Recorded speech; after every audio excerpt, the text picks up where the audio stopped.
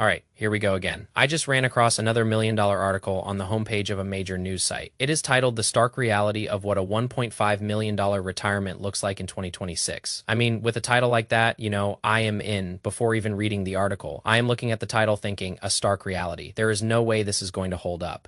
And to be fair, that is not the most unbiased way to go into reading an article, but after reading it, it really does not hold up. This one is poorly framed and poorly executed. And yes, it falls right into that category of saying, hey, if you have $1.5 million saved for retirement, it is probably not enough. Hey guys, what is up? I am DDO5 and welcome back to the channel. Here's the part that really caught my attention. They say if you take a 4% withdrawal from a $1.5 million portfolio, that gives you $60,000 a year, a conservative assumption. But so far so good. But then they hit you with this after federal taxes, you are only left with $46,800. And that was the exact moment where I was like, we need to pause and we need to walk through this. Let us tackle the tax math first because this is the most glaring error in the entire article. Yes, if you have $1.5 million sitting in a traditional 401k or a traditional IRA, any withdrawals you make are taxed as ordinary income. So that part is correct. And yes, if you look at the 2026 tax brackets, an income of $60,000 could technically push you into the 22% bracket. But here is where the article falls apart. It assumes that you pay 22% on every single dollar of that $60,000. It leads to a tax bill of $13,200 and leaves you with an income of $46,800.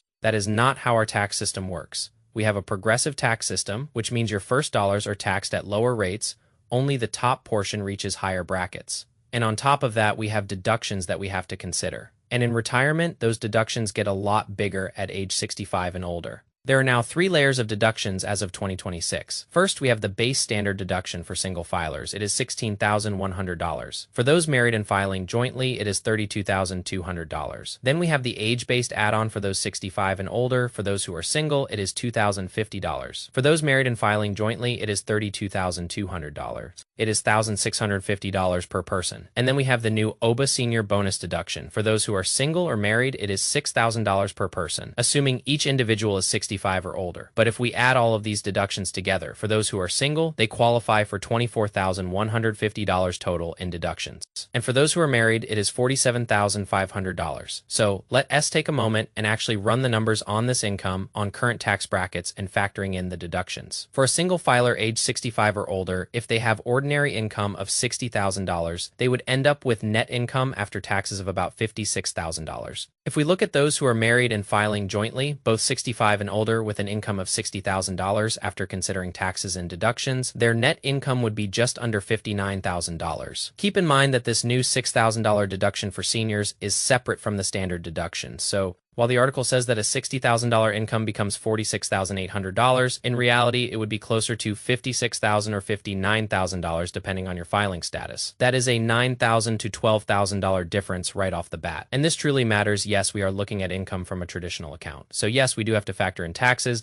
but there is a massive difference between what people are being told they will keep and what they will actually be able to keep. And this is before factoring anything like Social Security, income strategy, and tax planning. So right out of the gate, this article is a little wobbly. Now, could taxes be higher than what we just showed? Absolutely. But for that to happen, we need to have other income sources. And this is something this article completely ignores. If you start to add in Social Security, perhaps a pension or an annuity, or even part-time work, yes, these other income streams will stack right on top, and this can absolutely push you into higher tax brackets. But this is the important piece to focus on. If your taxes are going up, so too is your income. Now, let us add in Social Security and look at a single household. We will assume this individual has $2,000 a month in Social Security benefits. That is $24,000 a year. They have their traditional IRA withdrawal of $60,000. Now, their total income is $84,000 pre-tax. Now, this is where things get a little bit more complex. Social Security is not taxed the exact same way as other income. It is governed by something called provisional income, and this determines how much of your Social Security benefit is subject to tax. In simple terms, you do not automatically pay tax on all of it. Only a portion becomes taxable based on your total income. So in this case, with this individual household, a portion of the Social Security does become taxable. And because the total income is now over $75,000, we do start to lose a little bit of that OBA senior deduction because of the phase-out range. So yes, this does make the tax situation a little bit more complex, but does that suddenly mean it turns into a high tax situation? Absolutely not. So looking at our single filer who is 65 or older with an $84,000 income, their after-tax income would be closer to $77,000. Their effective tax rate is about 8.5%. So what this actually shows is that even after adding Social Security, triggering taxation on part of those benefits and losing a portion of that new senior deduction, we are still paying an effective tax rate of less than 10%. Now, let us take this one step further. What if we are not looking at a single retiree and instead we are looking at a dual income household? Let us assume both spouses claim Social Security at full retirement age. Their benefit is $2,000 per month each. So the total household benefit is $48,000 a year. And again, we are making a withdrawal of $60,000 from that traditional account. Now we have an income of $108,000. Importantly, this household does not hit the phase-out range for the new ABA senior deduction, so they get to keep their full deduction in this situation, but they are in a situation where 85% of their Social Security benefits do become taxable. So let us look at their taxes. For this household married and filing jointly, their total federal tax bill would be just under $6,000, giving them an effective tax rate of about 5.4%. Let that sink in for a moment. This couple has over $100,000 in income and their tax bill is just under $6,000. That is a lot better than what this article says. This is really the opposite of what this article says. This article said that if your income was only $60,000, you would only keep a little over $46,000. But here we have a married couple who has nearly double that income and is still paying a lesser amount in taxes. And the reality is most retirees do not just have one account or one income source. They generally have Social Security, maybe they have a pension, maybe they have an annuity, maybe they have some part-time income, and maybe they have some money sitting in a brokerage account or in a Roth account. So we have a little bit of a more complex picture.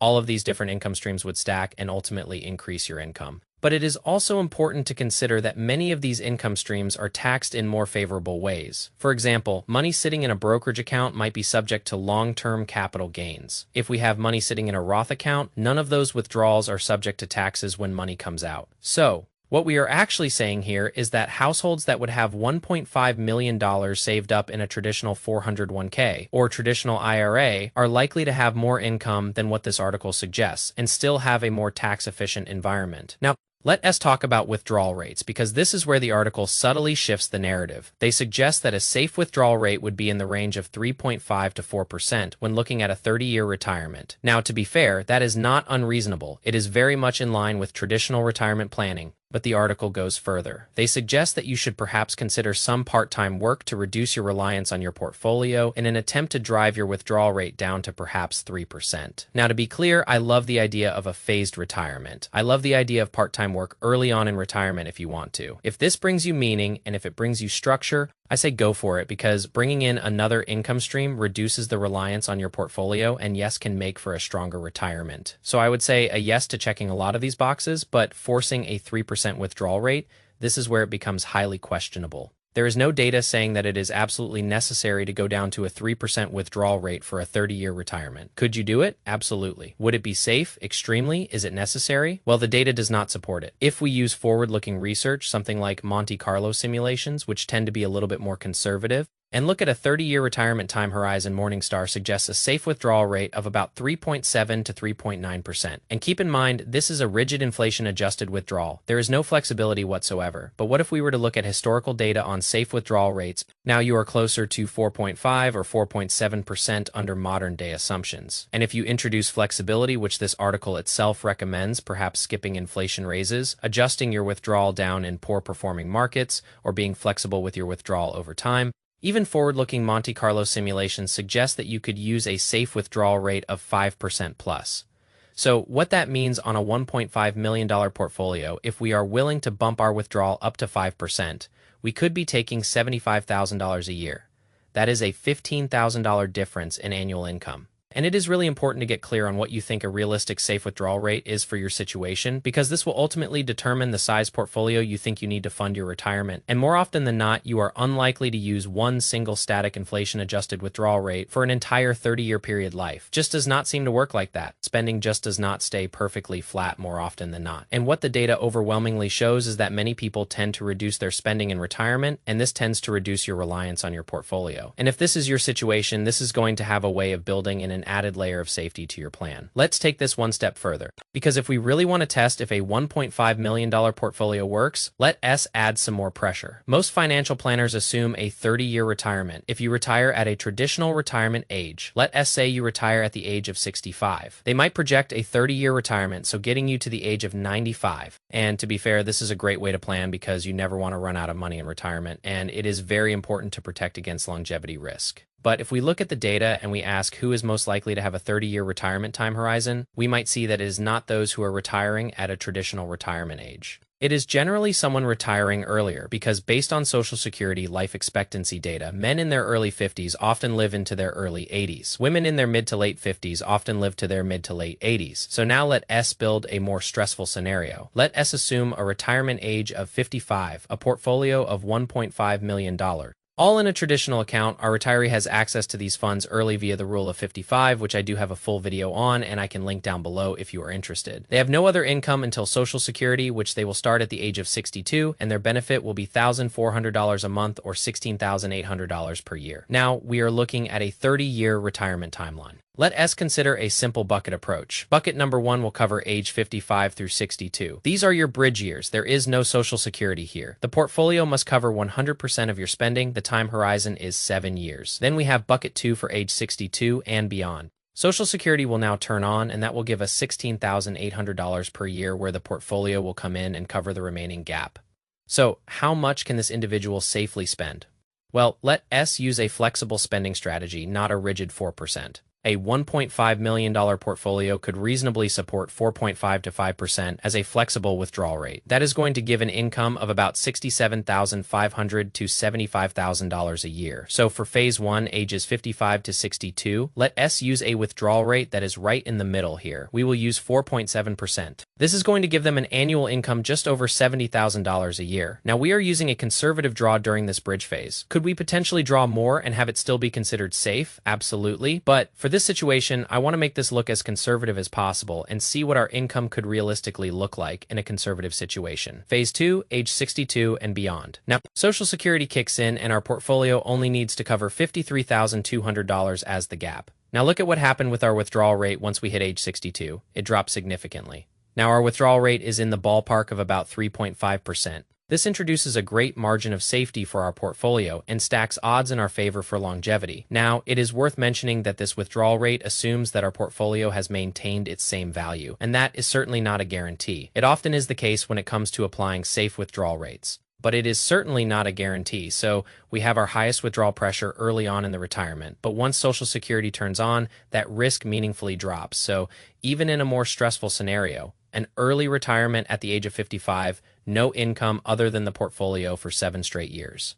And modest Social Security, this portfolio can still support $65,000 to perhaps even $75,000 a year in annual income. So if we are being generous, this article is clumsy at best. Here's why. Number 1, the tax math is wrong, or at least very misleading. It assumes a flat tax on all income, and that is not how progressive brackets work. It ignores all eligible deductions for seniors. And these 2 factors dramatically increase how much of your income you are going to get to keep. Number 2, it ignores Social Security. And this is a huge miss. Most retirees will have Social Security, which changes the income picture. It is unlikely that a retiree in their 60s and beyond is going to be 100% reliant on their portfolio.